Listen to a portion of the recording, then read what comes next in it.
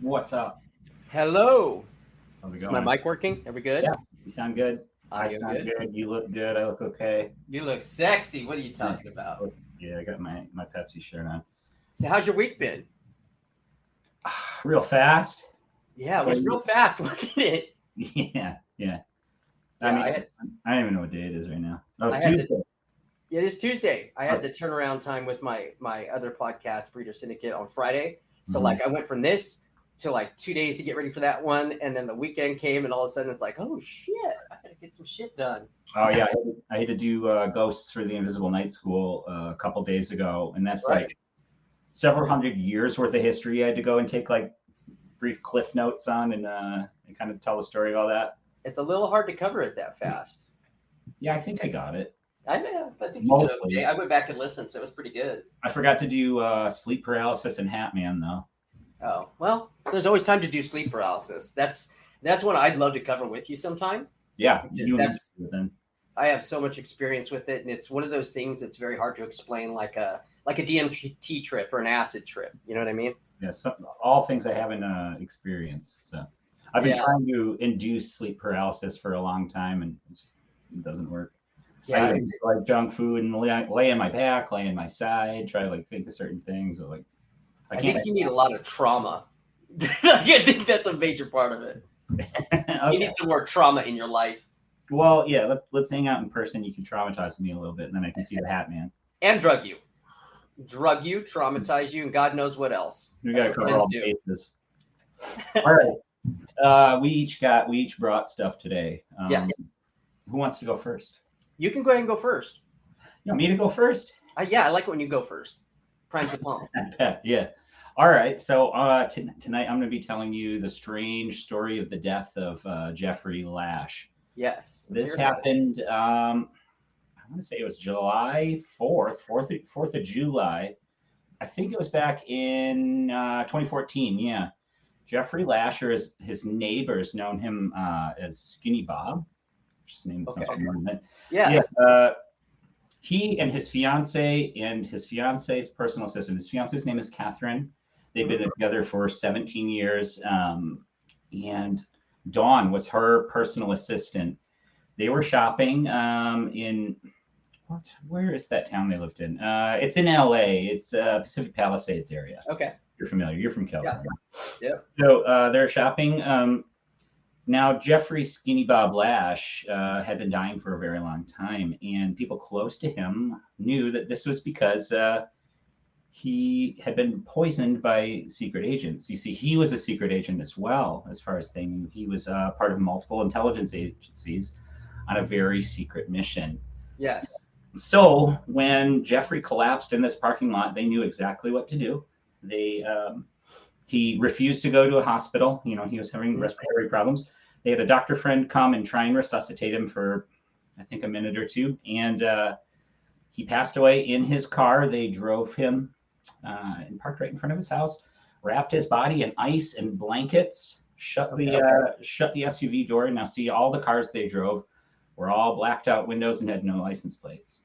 Now, Catherine, his fiance, and Dawn, the personal assistant, after they deposited the body, because they were told that in the case of his death, they were supposed to leave his body and his people would come and take care of it in case his body fell into the wrong hands. So they parked the car, wrapped his body up, turned off their cell phones. Dawn, the personal assistant, was a mother of 2, but they didn't contact their families. They got in a car, left LA, and headed to Oregon. Yeah.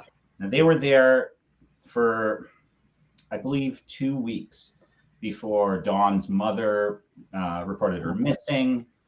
Like, they didn't contact anybody. Yeah. Cops eventually ended up finding them living in a motel. Dawn sent a letter back to her family saying she was going to a healing place with strong people who can heal with her. Catherine, the fiance, ends up coming back. She gets spooked. She gets back to the house and sees the SUV and the body is still inside. His people didn't come and pick him up. Weird. Yeah. So she contacts her attorney, who contacts the police, and they come and pick up the body. People haven't heard of this. They pick up the body and they go to search the house. Now, it was a 200 square foot condo that Catherine owned, his fiance. Okay. Once they got in, they realized there'd been a bunch of makeshift doors and passageways and new walls and stuff like that. Catherine, it turns out, had been living strictly in the bathroom, sleeping on a yoga mat. She had a desk over the toilet. And if she left that area in the house, not only was it for her own good to stay there, but her own safety, because Jeffrey was a secret agent after all. Yeah, and they always try to kill secret agents. Yeah, he would find her if she left those areas. Yeah. This wasn't the only apartment that Jeffrey lived at. A couple months earlier, he crashed into 4 parked cars near another apartment in his name, also in LA, and he paid off all of the owners of those cars in cash so that they didn't call the cops or get insurance involved. How is he making all this money? Some people, he told, his father was a microbiologist who made some life-saving patent back in the day, made millions off it, and he inherited it. Okay. That is not true.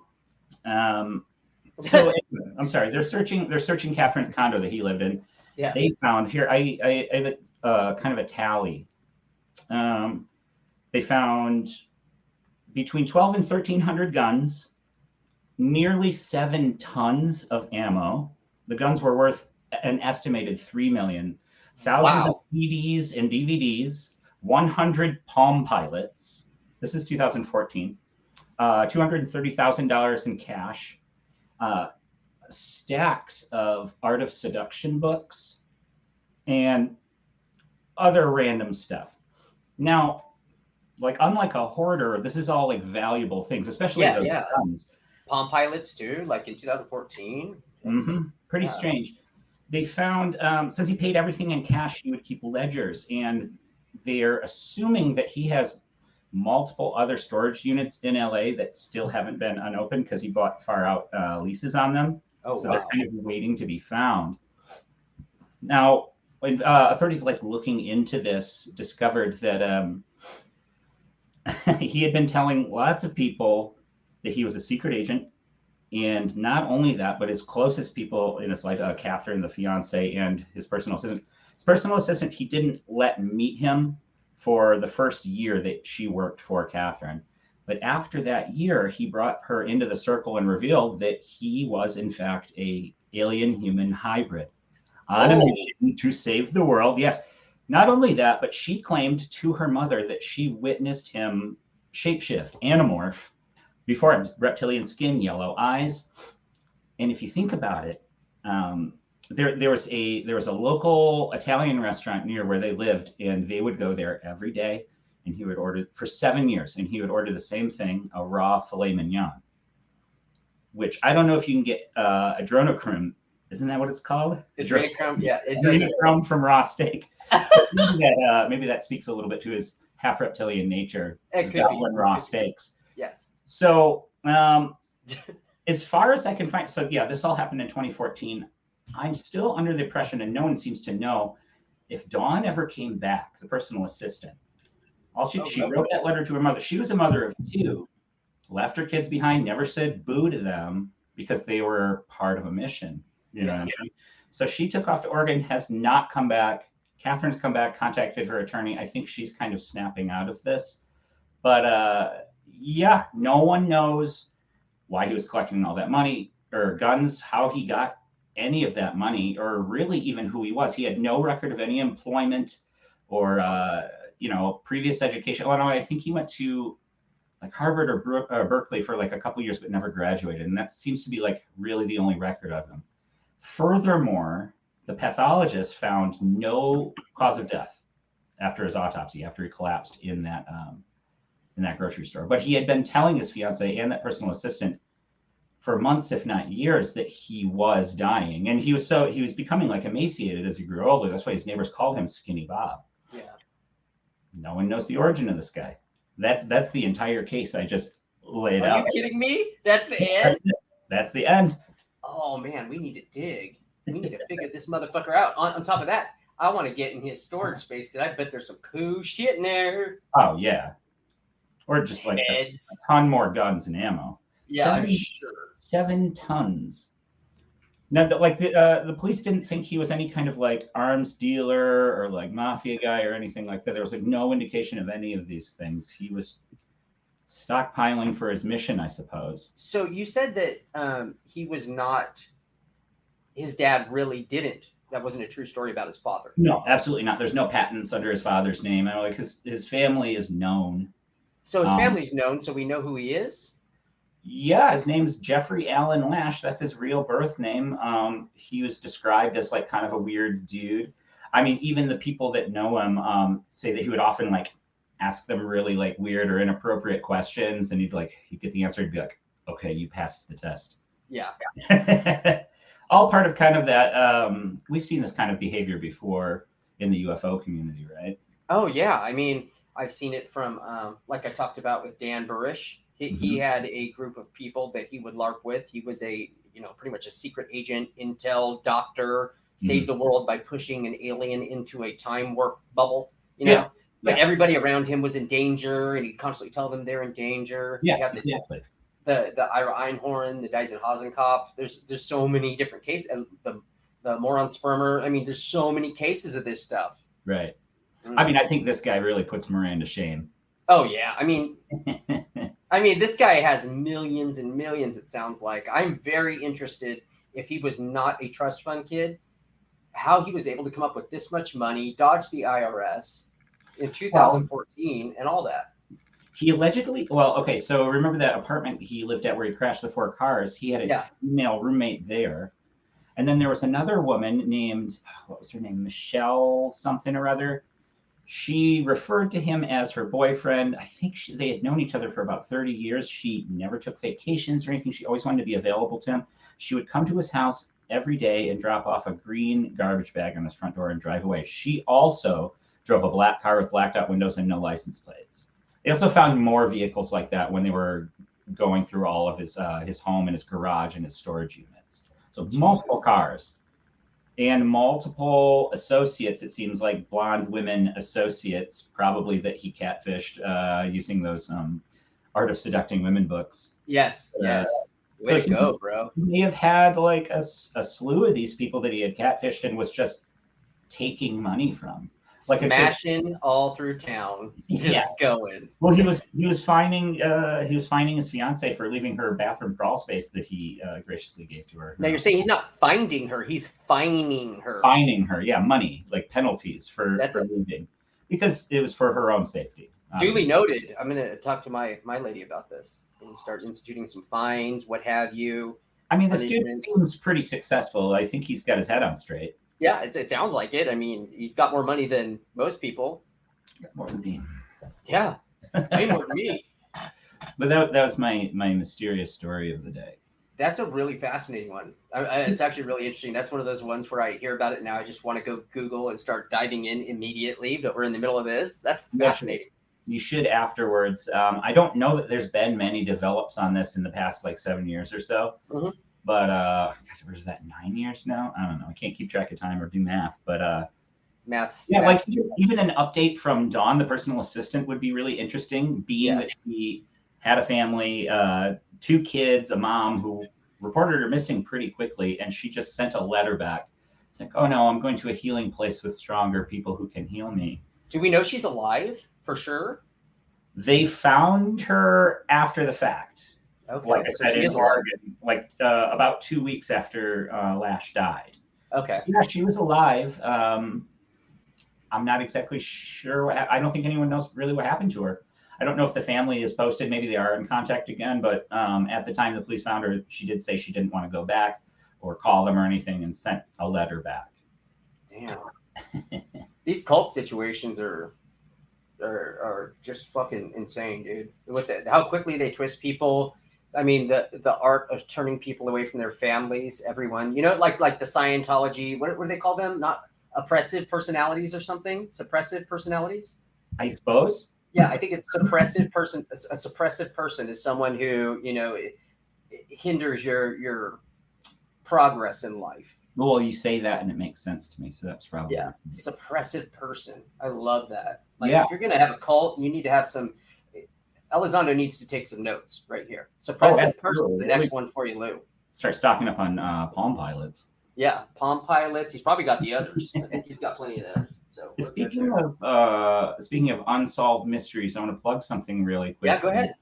October 18th, Unsolved Mysteries is coming back on Netflix. They just released the episode titles, and I think episode 2, it's called Something in the Sky. I recommend that everybody watch that. Ooh. But no one should ever make fun of me. That's a good caveat. You're not allowed to make fun of Nick if you watch it. I agree. Yeah.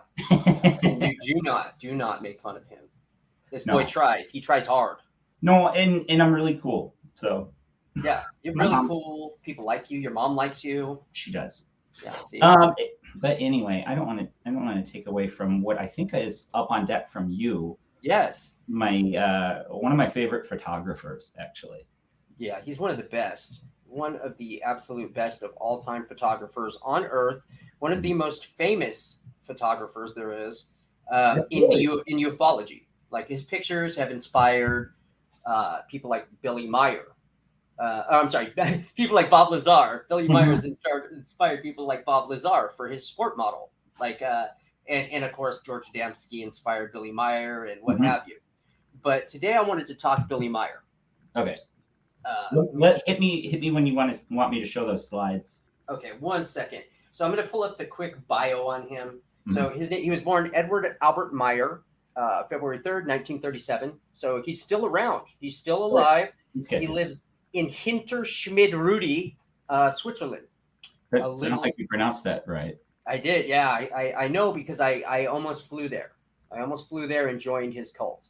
I was very, very convinced that these pictures were real when I was a young man. They're legit. Fox Mulder had him on his wall for the first, I think, 2 seasons of X-Files. The first 2 seasons. That was the original picture. Was the Billy Meier photographs? Beam ships, yeah. But I think he sued them, didn't he?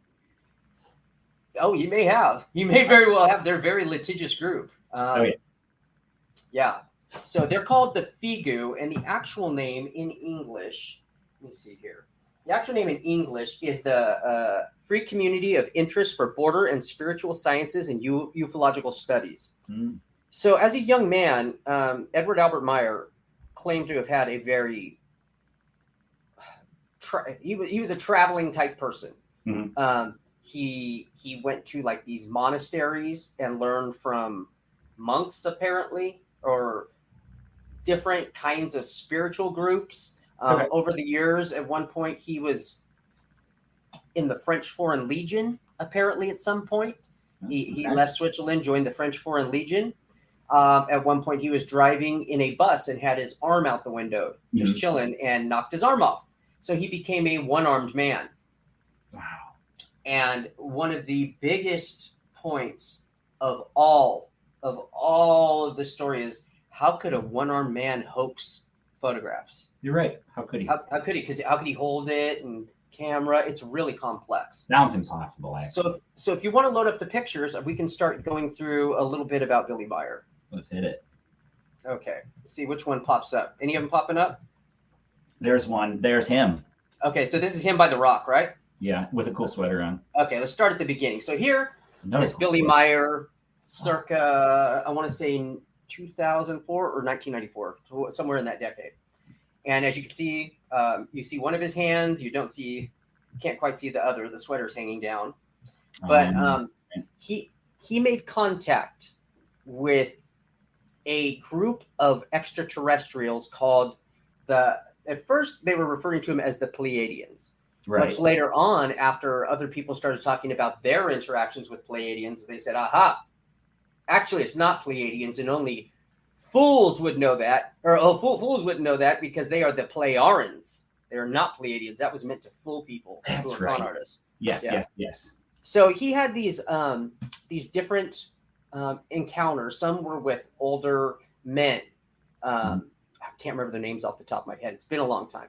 But he would fly up. They would take him in his ship for these rides. He'd come back down. You know, he had these people that were local to him constantly saying like, "Oh, we saw him go up. We saw," or he'd go away and then he'd come back, 4 hours later, and then he'd tell them about their trip. They were about his trip and whatnot. Right. And he had these beautiful photographs that he would supply and that he would take over the years, and it was very convincing. This is a drawing of one of his alien beings that he would encounter. I don't remember. I think it's Semyaze is the name. They tended to be more Aryan, as it were. I mean, not necessarily. Some of them had brown hair, but I mean, typically white, European, Nordic looking. Yeah. Very pretty. That's pretty common with a lot of the contactees, right? Like George Adamski saw Aryan aliens essentially too, right? Yeah. They're very friendly, very pretty, attractive like this. Oh, she looks more like a brunette to me. Yeah, she's a brunette. Semyaze was a brunette. And then here we have one of the pictures. This isn't the best, but this is an idea. It's legit. I mean, Think Tank would post that. Yeah, Think Tank would totally post this. And here we have a beam ship, which is the top one, and a reconnaissance ship during a flight demonstration at sunset. So as a 14, 15-year-old boy, I was looking at this and I couldn't even imagine how a one-armed farmer in Switzerland could possibly take this. I mean, that's not model. It couldn't be models. How is he hanging them? How is that's he that kind of like inductive reasoning that lets people believe that like humans couldn't have built the pyramids or exactly things like that too. Yeah. So I mean, there's a lot of like here we have two beam ships, and photographed from the window of a third. So this is supposedly taken when Billy was inside one of the beam ships, looking out the window, flying in the air, and taking pictures of the other crafts. As you can see, there's a little antenna on that shadowed one. Really nice. Guess they still use FM radio. But yeah, so like there were pictures like this that to me at that time, for a very malleable brain, I was thinking that how could he pull this off? It just didn't make any sense to me. They were so clear. Now here is the Figu Center that they used to call the Semyaze Silver Star Center. This is where the cult lives. Yeah, they get here is Mr. Meier in 77 with a borrowed laser pistol from Minara, which was another one of the Plejarens. I think that they use like Earth standard safety, like they put the orange tip on there so the cops don't shoot them accidentally, right? Yeah, exactly. And later on, I do believe, if I remember correctly, they found this exact toy. They found the exact model that he used in this. That's not surprising. Yeah. I mean, and this is the hole that he shot the laser. As you can see, there's a hole straight through that tree. And he said that laser is what did it. I mean, it's a perfect circle. What else could do that besides a laser? We don't have that kind of technology here on Earth. I'm not even sure humans could do that today, bro. I mean, that is pretty cool. I think it's cool. It was pretty cool. And here he's talking about some assassination attempts. So the man has had countless now. I don't know what the number is now, but I remember back in the day it was like 20. Many more assassination attempts have happened on this man. And he's spreading the truth. He's spreading the truth, and people want to kill people who spread the truth. He's been saved by like books that catch the bullet, different things. Classic, yeah. But I mean, he worked for the French Foreign Legion. He might have been an assassin at one point. So he's a very talented man for a one-armed farmer. So he can protect himself. Absolutely. Oh, man, look at those pictures, though. I mean, look at they're beautiful. I wish I still had it. I had a beautiful coffee table book back in the day that was put out by Wendell Stevens and a few other people. I can't remember who the other people. Jim and Coral Lorenzen, I think. Right. Oh, from APRO? APRO. They were heavily involved in this case. But I did still have, and this is what I don't actually. I'll show that in a second. But this one is one of the most talked about photos, and the theory on this photo is that somehow they attached the little tiny model to a little tiny tree. Later on, they were able to show this exact tree, supposedly, and show that it was a real tree, full size. It's not a model. So some other kind of tricks were done here, but it is true that they always, like, Michael Horn is the U.S. representative for Billy Meier. So most people that research Billy Meier that are American will have to go look at interviews with Michael Horn, because a lot of the stuff is in Swedish or Swiss or Dutch, whatever. Yeah. And his constant note, again, is that he's a one-armed farmer. How could he pull this off? And he has a metallurgist, a man named Marcel Vogel, that he constantly references, that said that, metal was tested and proven to be from out of this world. That's two of the main ones. The third one is that no one has been able to repeat or debunk any of these photos. And I will skip forward just a little bit here to right here. Yeah. So this was one of the ones that sold me the most as a young kid.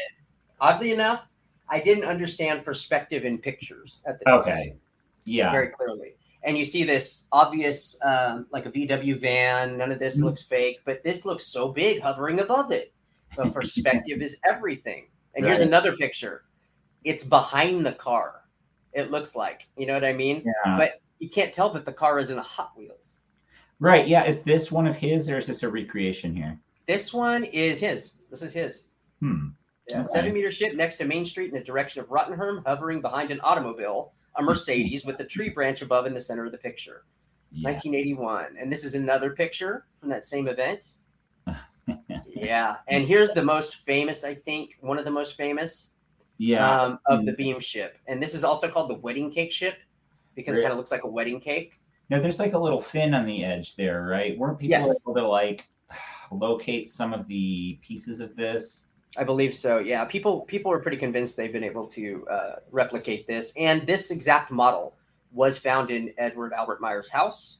However, he said it was made to show something else later on, that it couldn't be done right. Something stupid. That's really interesting. But that sounds kind of like the Gulf Breeze incident. Yes. Yeah, very similar. That he sold his house, and then the person who bought it afterwards found in a crawl space kind of a paper model of the UFOs that That's right. Yeah, that's right. And later on, Billy's wife, Poppy Meier, I want to say her name is. They ended up divorcing, and this is probably about 20 years ago, less than 20 years ago.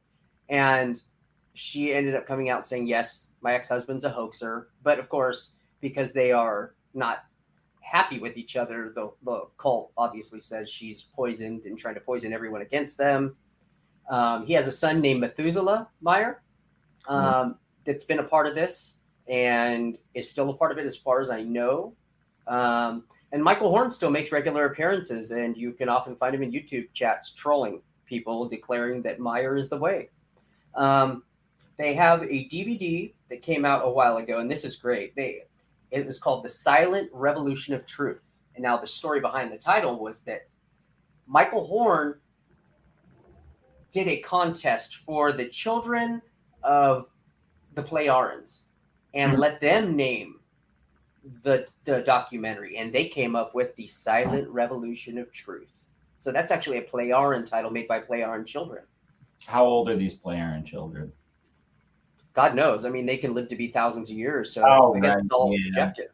You're right. I don't know. I thought that's a really snappy title for some kids. It's not bad. Not bad. I'm into it. Sounds cool. And these are some more. These are multiple. These are some of the ones from the 70s that are pretty good. I mean, like looking at these at first glance, they're actually pretty decent for the time. I agree. And for the, for the time, these are amazingly clear. The ones with like the Hot Wheels in them and stuff. Yes, much better. And see, a lot of times, a lot of the photos you'll see, there's always like a tree parked next to one of these things. And the theory was that it helps support it as they take the photo. Yeah. Yeah, there's a lot of, and then you see there's at the bottom photo right here, there's another one right next to it. Another tree that they identify and show pictures of, saying, see, it's a big tree. Right. Yeah. And if you look at the top here, we have one of Semyaze's newest beam ships. I guess they have a production line of some sort and dealerships. Right. Putting out new models all the time. So that's kind of cool. Probably the same as on Earth. That makes sense. They're probably capitalists, right? Yeah. So This is the book that all these pictures came from. It's one of the few that I still have left by Guido Moosberger, who is a member of FIGU, of course. Is this like a play on Galileo, and yet it still turns, or something like that? I think Galileo actually would probably be proud of them for this one, right? Well, yeah. But yeah, that's this cult still runs to this day. Really? And they are still, like I said, Michael Horn's still representing them, still doing podcasts, still trying to convert people. What the best part about it is that when people go to FIGU to like learn from Billy Meier, the stories that I've heard over the years are that people go out there and he puts them to fucking work on the farm like a horse, and like won't talk to them for a month, 2 months, just makes them work the whole time they're there. They work his farm like a slave. So I think that's pretty epic. Like if you're gonna do it and run a cult, at least make everyone work for you like slaves. So man, if I'm joining a cult, it's to get away from work. So fuck that. I'm not going. Yeah, right. That's the whole point. Right. Wants to work. Well, is he stocking up on guns and Palm Pilots though in that cabin? You know, I don't know if any legal action has ever been taken to go in and check what's going on at their facilities. I mean, Switzerland's pretty hands-off, pretty neutral, as you know. Oh, yeah. And they're very far in the far back. Hinter Schmidrudi means behind Schmidrudi. So Schmidrudi's the town, and Hinter means it's way out past the town and behind it. See, Alex Jones hasn't tried to storm it?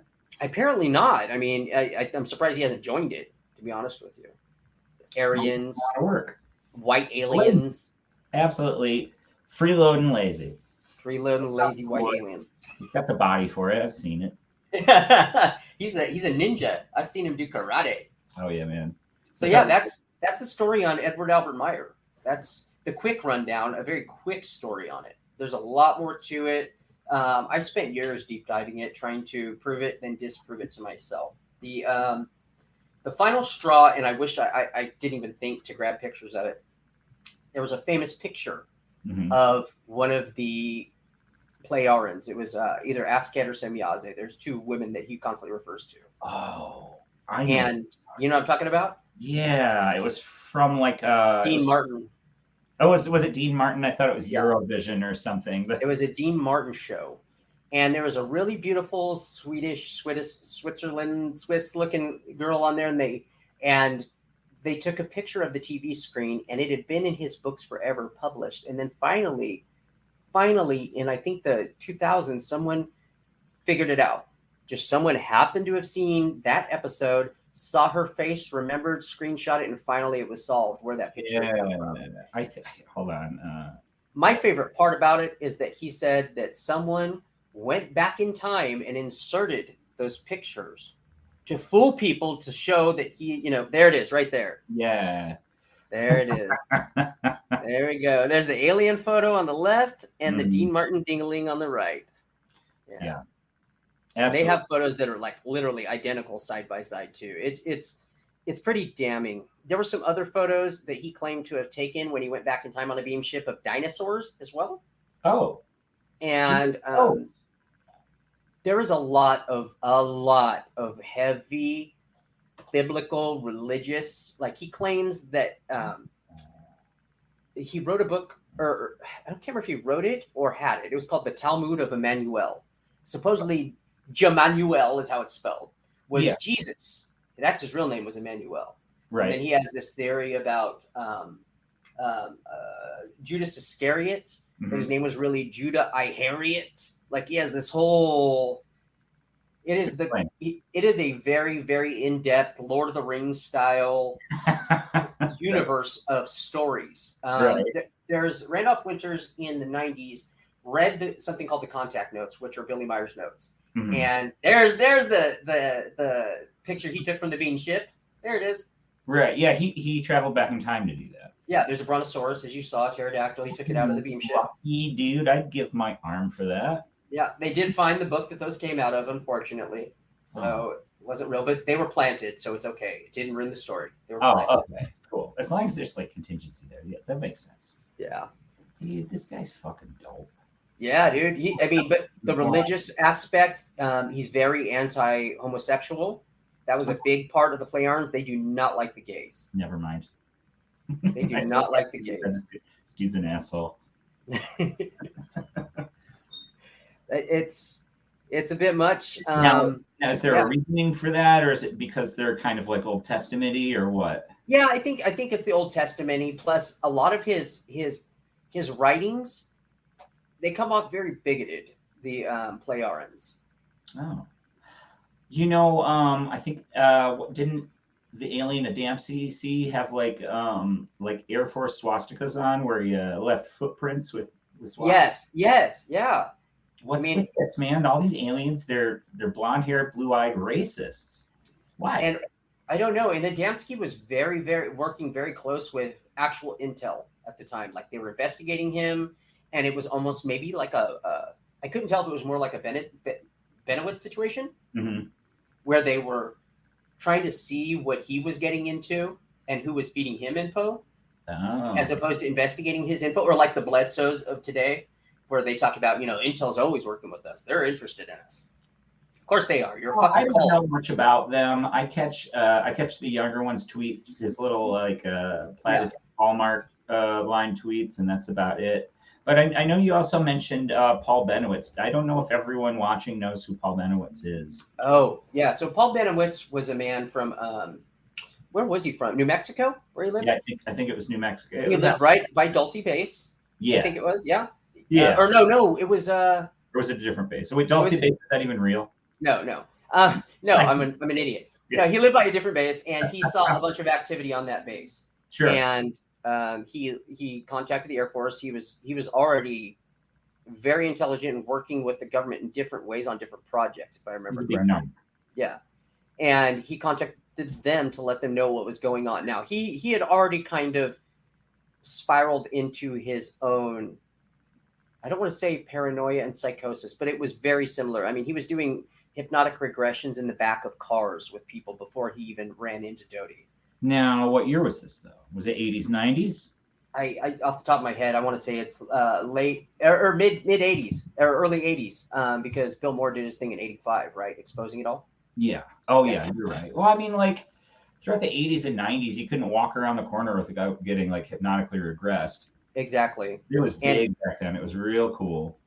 And watching the old sightings episodes, it's constant. It's very constant. It's constantly almost all those old sightings episodes, you'll see Jacobs or Bud Hopkins commenting on every single case, and they're always inserting stuff about hypnotic regression as if it's fact. That stuff's really freaky too, and especially if you watch those, like the sightings that we're thinking of. That dude's like legit screaming, like he's scared.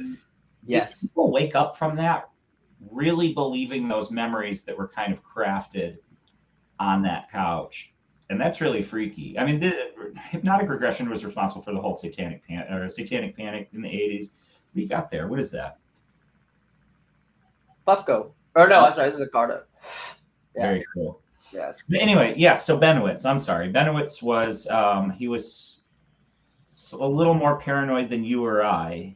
He was very deep in, and he was doing investigations. UFO dude, right? He was a UFO dude. He was very technical too. Very good with computers for the era, like the beginning of computers. He was heavily involved in that. Yeah.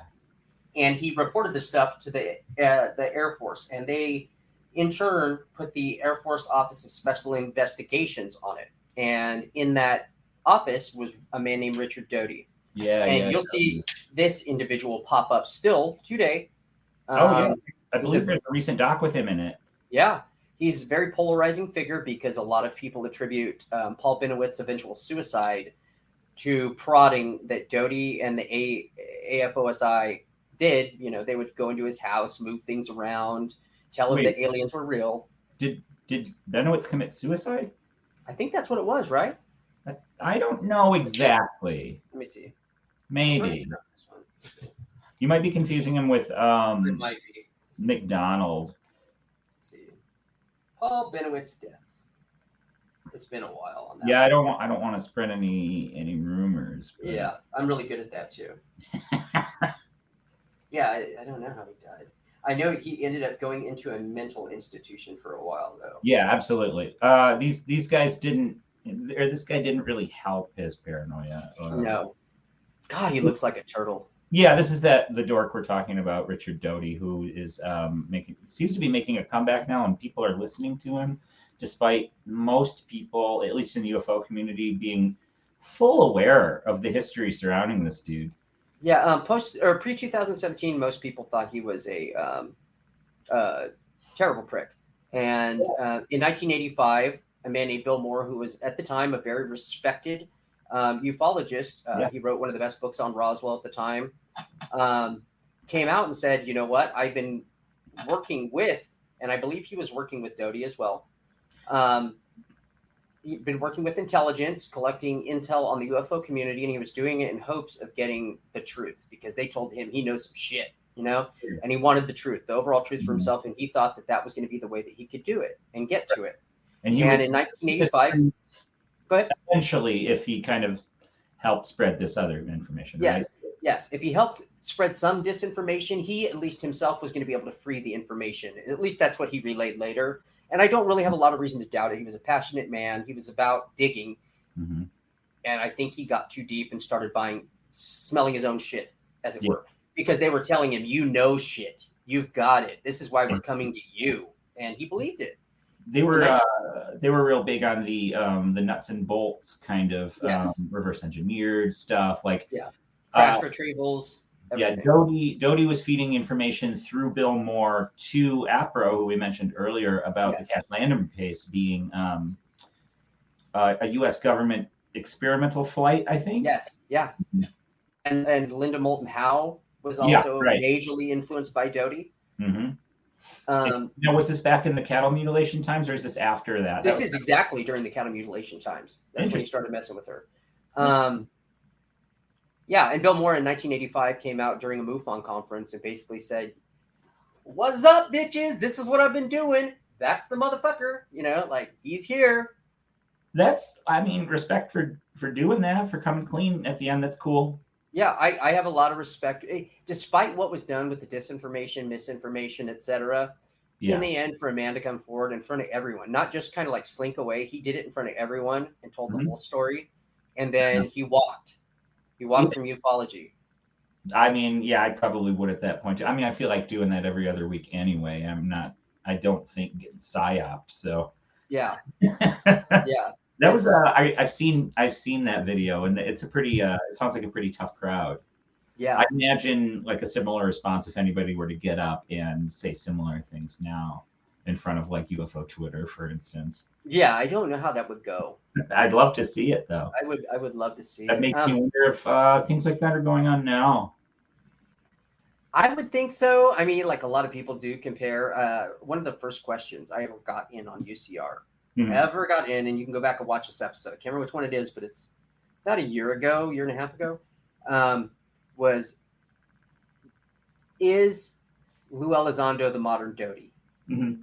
Holy shit, did that piss everyone off, just asking the question. Really? I know Luis Jimenez on UCR didn't agree with me. I don't think even Squid Tech agreed with me during that time. They were still very, pro Elizondo and wanted to give him the benefit of the doubt. But just because they asked that question, they got shit on as if they were just gutting him. It was wild. Is that backstabbing I hear about all the time? Yeah, that horrible backstabbing. Yeah. So people are still talking about it, and UCR's been off for a few weeks now, right? Yeah. Pretty strange. There's some pretty passionate people in the UFO community. I was one of them, and I get it. I get it. Yeah. I had a nickname for Seth Shostak. Just because he was skeptic, I would call him Seth Shitstack. Oh yeah. Mean shit. What did Stanton Friedman used to call SETI? It was the cult of SETI, or a silly excuse to. I don't know. You get stupid names for everything. Nasty, noisy, negativist. Nasty, noisy, negativist. That guy was kind of a nerd too, but R.I.P. What's funny is that video of Bill Moore was missing for quite some time. The 1985 MUFON thing. So for a long time, a lot of us were looking for it, trying to find it, asking around for it. And I had been going through all of my DVD collection and VHS collection, digitizing all of them and uploading them slowly to a place where I could access them if I need to. Yeah. And I gave some friends links to these to go through them. And then one day, I think it was Steve Long who found it. And he's like, "Hey, bro, You know, you got the Bill Moore thing right here, and it was in the collection that I had uploaded in the middle. Like it started in the middle of one of the DVDs. The So it quality is available to be on seen. that, but that's fucking awesome. Yeah, I think in here, right? I'll try to remember to put a link in the description. Though I may not be able to because it is MUFON owned, and there's a reason. Never mind, I won't be able to. I apologize, but it does exist still, and it can be seen. There's an old DVD set called Rebel Researchers, UFO Rebel Researchers, and it's part of that. Yeah, MUFON's a little tight with all their shit, right? Yeah, the symposiums, they don't let people share. And some of the best info that ever came out of MUFON, period, in my opinion, was their symposiums that they would do each year. And it was the best presentations from the best researchers. And I have all of them. I can't distribute them. People can't see them because MUFON blocks it. Yeah. They also don't share any of the evidence they collect, right? I actually even don't give it back to the witnesses that provide it. It's my impression that I've gotten. So yeah, I have personal experience with that with the case I'm researching.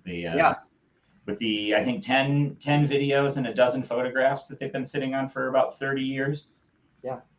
I was an active member of MUFON until last year. Paying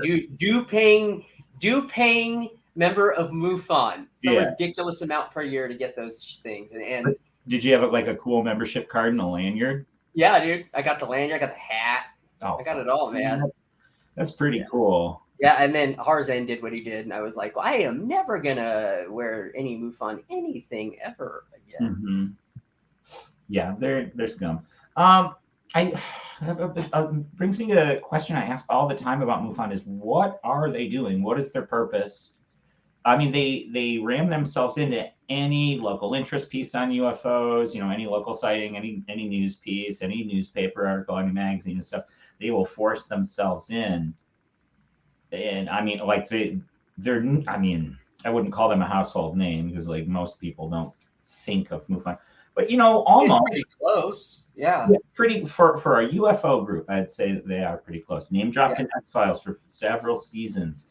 Exactly, and they have TV shows. They had the MUFON TV shows. They're constantly having their investigators on. Hanger something, Hanger or something. That was there was that one. There was the one where they interviewed Bledsoe. There were 3 different cases, and Chris Bledsoe's one of the cases that they interviewed. It was all about the MUFON start team during BASS that would go out or rapid deployment team or whatever it was called. Mm-hmm. But it was during BASS, and they did 3 episodes on Discovery.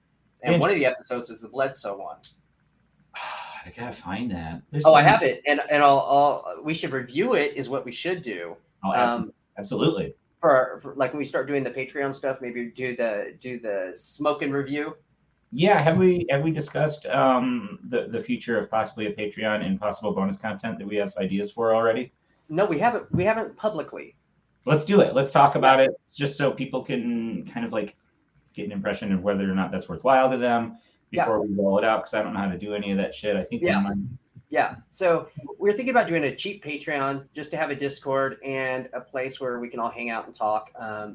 We have a lot of stuff to share, but one of the things we were talking about doing, like a long time ago, we were talking about like a stoned ancient aliens type thing, like because the people that have done it aren't very funny, frankly, and most of them don't know shit about ufology, so it's just them being stoned and saying stupid shit. Yeah. However, I still intend to do that. Yeah, ancient aliens is cool and all, but there's a lot of other cool shit that we could do it with, and a lot of like unidentified would be great. Like a lot of other shows I would love to give my commentary track on and hear Nick's take on too, because I haven't seen any of that crap too. Exactly. Like Unidentified, Skinwalker. There's like a billion ghost shows I would do that with. Adventures, especially like early seasons. Oh yeah, the first one where he's still like a dork, like a little Christian dork guy. That's the best. Old sightings. Several specials. I really want to do UFO cover up live. I think doing a commentary track for that would be just awesome. Kind of a in riff track style. So I think that's a good one to kick it off with. But that's kind of our idea. So I wanted to put that out there. Yep. And in our Discord, I'd like to be doing weekly showings of some old UFO documentaries, rare ones from my collection, from different collections over the years. That stuff that MUFON doesn't want you to see. All that shit. The truth they don't want you to know. That alien truth. Mm-hmm. Now, you were going to talk about the Polaroid Ghost Rider originally. Yeah, so my original plan before I ended up in a doctor's office all day today with my lady was to do the Polaroid Ghost Riders. Mm-hmm. And that is an old case. I don't think I had the book next to me, but it's an old case where a group of people were taking pictures in their house whenever they felt the presence. Mm-hmm. And when they did, a cloud would appear or writing would appear on the Polaroid. Now, they had Polaroid come investigate it, and they could tell that there was no interference physically with the Polaroids. I don't know about that, but that's what Polaroid said mm-hmm. when they investigated it. And they were, Polaroid sent with the sightings crew a bunch of sealed, numbered, specialized Polaroid things that were sealed, and supposedly they opened them up on camera, did everything.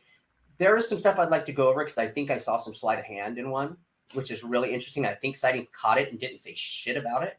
Mm-hmm.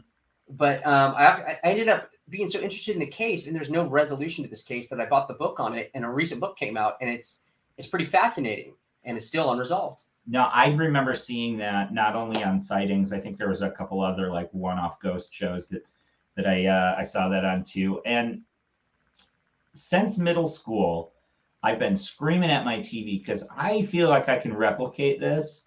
Yes. And I kind of like, maybe if you want to save this case, maybe not next week, but maybe the week after that, just because I want to go out and I want to find a Polaroid and some film, and I want to see if I can do it. Maybe I'll make a pre-produced video that we can just show on here. Or maybe I'll do it live. Maybe I should do it live. I think that'd be more impressive. I don't know about my sleight of hand skills, but in middle school, I would lose my student ID all the time that were taken with little Polaroids, and they were laminated. Now, this is back in the 90s. So every time I'd get a fresh one that was still warm, I'd take the tip of a mechanical pencil and press down on my eyes. It would make them go all white, and it looked just like that ghost writing, those clouds and the writing on those Polaroids. So I know that you can do that. I'll have to watch some of the episodes again to see how they're handling the film before and after. So I know it was sealed. Oh, it was okay. They have it on video being sealed, opened, and inserted. Okay. And pictures taken, and immediately it coming out. Who's handling the picture after it comes out? See, that's the thing. Like they're not super descriptive, and they're not super good about catching on camera who is who, describing who is who's handling what. Some of them, like they're saying, yes, this is a consistent shot, but they cut the shot, and it's like not even time lapse, it's time jump. So it's like in Sightings, when they wanted to reproduce the case, they used like cotton balls on glass, and it was like this really wild way to show that it could be done without manipulating the film at all, but you'd have to take the picture with someone holding this transparent piece of glass and cotton. Sure. It was just ridiculous, not like something no one would ever do, and there's much simpler ways to do it, I think.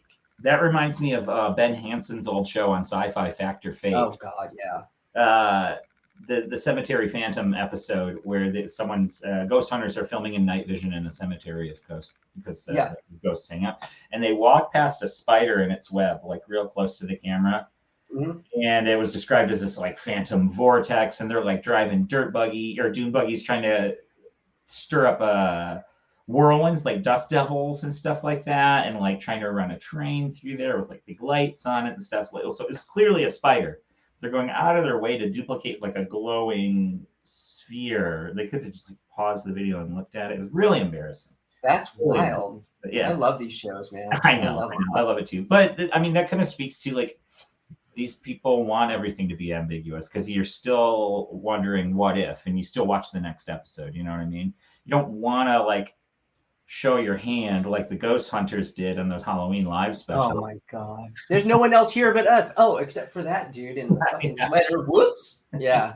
But my favorite one was that like Grant Wilson, was that his name? He had that string on his collar and down he was like Yeah. He was like walking around with one dead arm, clearly yanking on it. Yeah.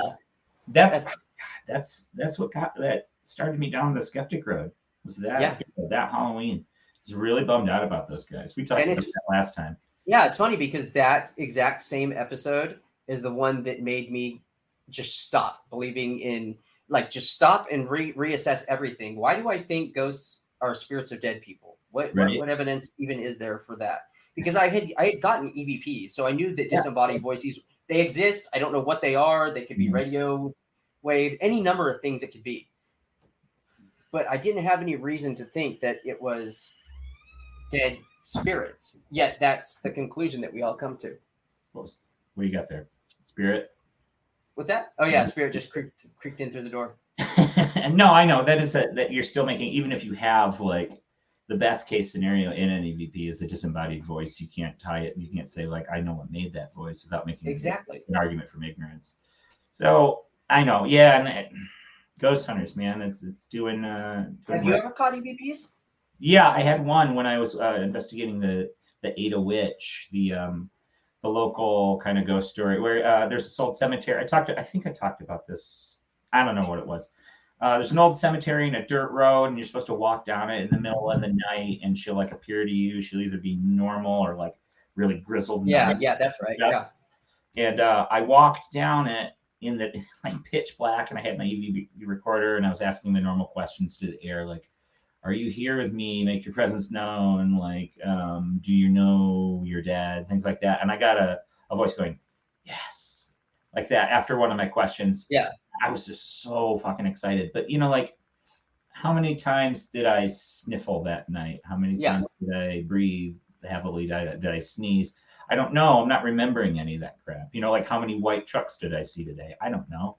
I wasn't consciously keeping track. And that's kind of my problem with EVPs. Is like, who is honestly keeping conscious track of all of the sounds? Not to mention microphones are really funny about that kind of stuff. Anything close to it. Like, yes. My old partner on the Bent Spoon, he was, they were in a ghost hunting group for a while too. They had a EVP that they thought was just perfect. They thought it was a voice saying Del Rio, but they ended up timing it up with one of their cameras, and they found out it was someone zipping up a duffel bag and went Del Rio. But they were touting it around for a really long time as like Class A EVP. That was how they did them, right, in the classes. Yeah. Class A EVP. Oh yeah, Class A. Yep. Class A EVP. Yeah, I sent one into Richard Dolan Sci-Fi Investigates. It was his partner. I can't remember the guy's name. He had white hair, but it was the paranormal researcher. I sent my special EVP into him, and he confirmed that was some weird fucking shit. So I knew my shit was real at that point. It was legit. Richard Dolan had a sci-fi show? Oh yeah, that was his big start. Young Richard Dolan. Really? Young Dickie Garbutt. Young Dickie Dolan on Sci-Fi Investigates. I have no idea what this show is. That sounds awesome. Rob Mariano from Survivor was on it. That's legit. For no reason at all. Yeah, cool. Yeah. They went after Bigfoot. They went after Bigfoot. They were squatching. Were they hitting trees with sticks and stuff? I don't recall. It's been so long since I've seen it. It's really hard to find episodes of Sci-Fi Investigates. That's too bad. I was having a hard time finding that clip of Fact or Fake when Ben Hansen popped up with that UFO video of his. Oh, really? Yeah, because I really wanted to share that. It might be on Discovery Plus or something. I'll look. It's too many streaming channels. Yeah. Do you have Discovery Plus? Are you like a fan or something? Okay, or is that what? On that? I watched 90 Day Fiance on on that on Discovery Plus.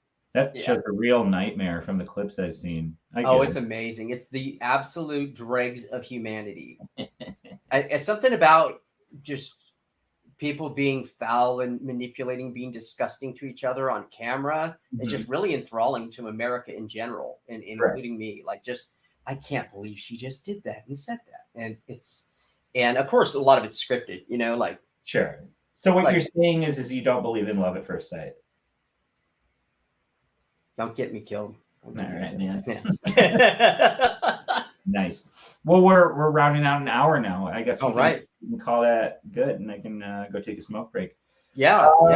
What are we looking at next week? I'm not sure. There's a few things I want to look at. Maybe not the ghostwriting one. I was thinking about doing Antonio Villas-Boas just because, and maybe a few other sexual UFO encounters because those fascinate me. Absolutely. We got some good clips for that, right? Yeah. When humans are smashing on the alien poon or vice versa. Yeah. Yeah. I don't know. What should I bring? Should I bring some ghosts, some UFO stuff? What do you think? I don't know. I also want to talk about next week, and I haven't looked into it yet, but the Adnan Syed case from I don't even remember the name of the goddamn podcast. It's one of the most famous ones. Yeah, it was that big one. What was it called? I don't fucking know. But it was about Adnan Syed. In the case of Adnan Syed, it's a fascinating case.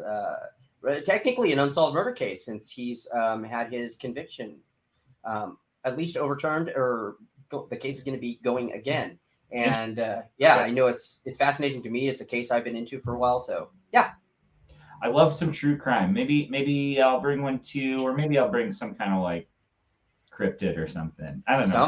Something fucking stupid. Something fucked up. Awesome, man. All right.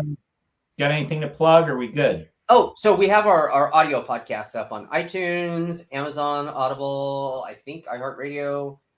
All the podcasting thingamajigs is up on the audio podcast. So go check it out. Please review it. Mm-hmm. Leave it lots of raving reviews, please, only because we can't take that kind of criticism. It hurts me. It hurts me to be criticized. I'm a sensitive boy. Yeah, I'm a sensitive boy. Definitely not a proud boy. Sensitive boy. Yeah. I'm proud. I'm not proud of my sensitivity. Check me out in the Invisible Night School. We got the blog and the weekly live stream. Just did one about ghosts. Like I said, I go through the history of it from back. Emanuel Swedenborg and meets mesmerism, meets the Fox sisters, and then you got ghost hunters. It's all lined up for you, so it all makes sense.